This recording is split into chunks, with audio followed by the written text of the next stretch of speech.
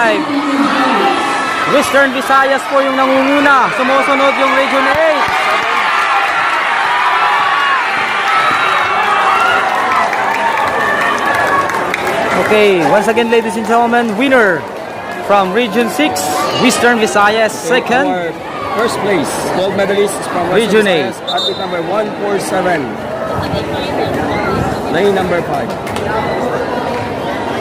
So last year, alarong pambasa player na rin to. ayun, so sila pong dalawa yung nanalo. Yung nakaputi po, yung lane 5, ayan na first.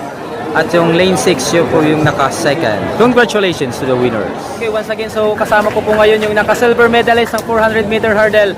So anong feelings mo dahil ikaw yung nakapangalawa sa kabila ng maraming mga mabibilis? Sobrang saya po. Dahil lahat ng pinagpaguran ni nagbunga na po. Yun. So, lahat ng pinagpaguran ni coach ko. Kasi coach, pinandialis na. Yun. So anong pangalan mo?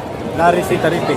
From Region 8. So anong mensahe mo sa mga batang gustong maging katulad mo? Ano? Training lang ng training hanggang sa makuha yung gusto niyo. Yun. So once again, congratulations Larry from Region 8. Salamat!